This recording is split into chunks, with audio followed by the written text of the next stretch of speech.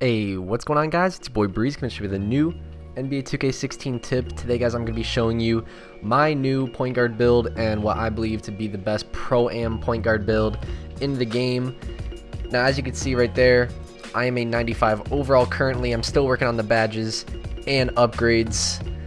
So, obviously, you guys are going to see him get even better over time in my videos, but as of right now, he's already very good competitive-wise.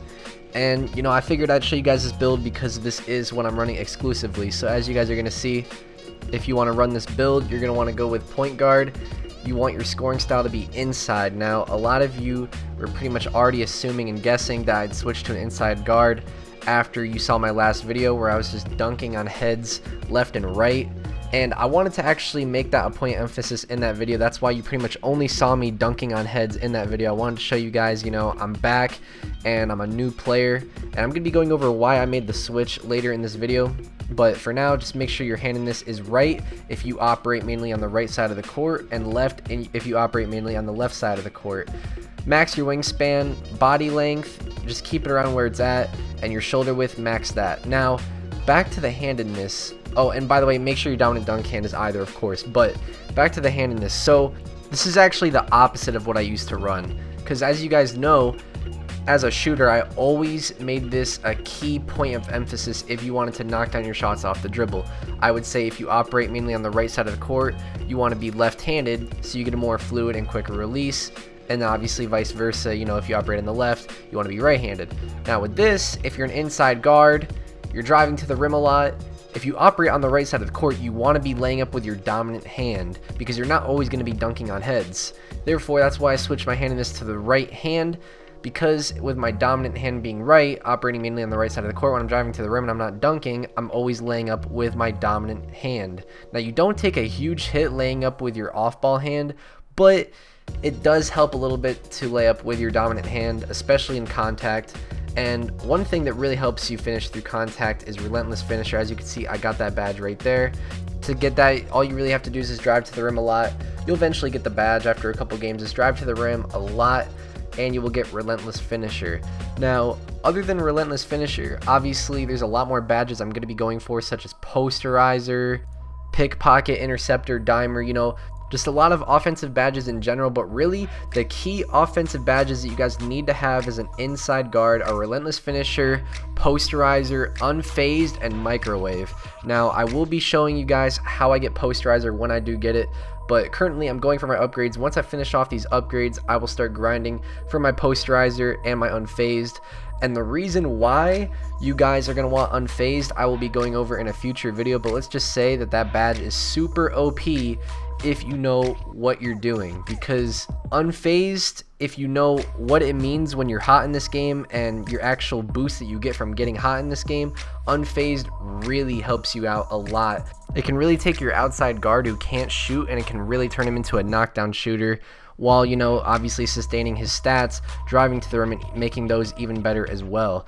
It's really just an all-around beast badge. As you saw right there, I have a 94 moving close and standing shot close, which is really key. My driving dunk is just 1 point away from being maxed out at 94.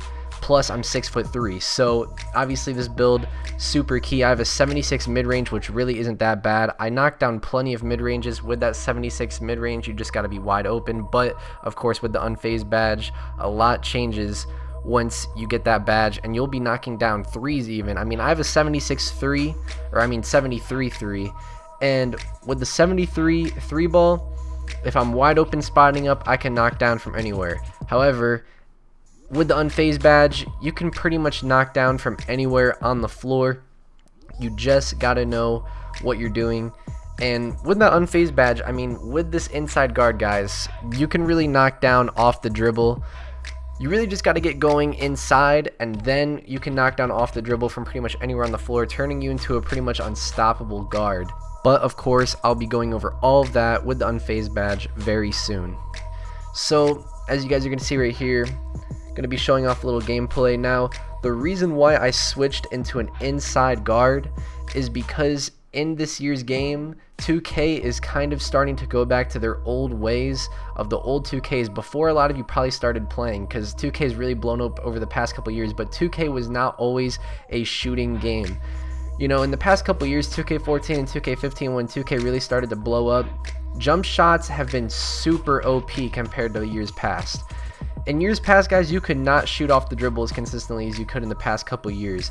Now, 2K16 starting out the year, the shooting was great, and you guys saw that through my videos. I was knocking down shots left and right, dropping 40 points a game at ease off the dribble, taking jump shots left and right, using dribble pull-ups, and really just abusing them. Now, 2K saw my videos, they saw a lot of videos over the internet, and they saw that people started to really use those dribble pull-ups in the Pro-Am.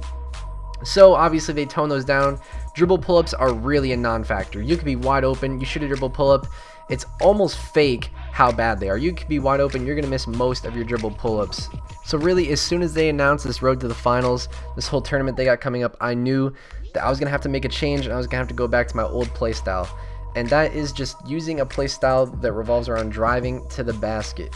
Now, you have to be very selective, and you have to be a competitive player if you're going to run this inside scoring point guard. You're not going to be dunking every single time you drive to the rim, and you really just have to know when to go up and when not to. You have to be selective. But really, what this build allows me to do is it allows me to play inside out. It allows me to be a threat around the rim to where I'm finishing enough to where I'm forcing the defense to play help D, I'm forcing guys to crash in, and that opens up my teammates and lets me get them more involved in the game, which eventually basically makes us unstoppable. Now, I am going to be coming out with a guide on how to use this inside guard. Don't worry, I'm going to be giving you guys a dunking guide, showing you guys the best animations in the game. Obviously, I have to be careful with what I show and what I don't show because of this Pro-Am tournament coming up, but nonetheless, I'm going to be giving you guys a very helpful video that I'm sure you guys will enjoy. And of course, I will be releasing most of the best animations in the game for an inside guard. You know, again, I'm gonna have to go over what to release and what not to, but I will be putting out great content for you guys to enjoy, and content that's really just gonna help you guys out a lot in the Pro-Am with your inside guard. I mean, I'm right back to where I used to be points per game wise. I mean, if I have to, I can drop 30 plus just like it used to be able to. My percentages are way up. I mean, lately with my outside guard, I've only been able to shoot high 40s, low 50s if I'm trying to go off, I'm trying to put up buckets.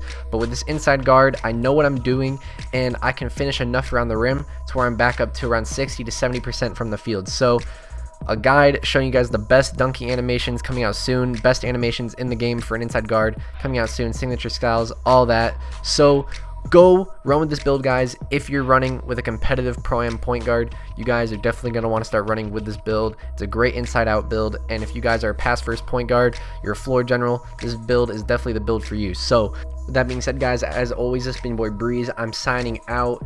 If you found this video helpful, please leave a like on the video, and of course subscribe for more content. A lot of fire coming out very soon that you guys are going to enjoy. So this has been your boy Breeze. I'm signing out. Hope you guys have a nice day, and thanks for watching. Peace.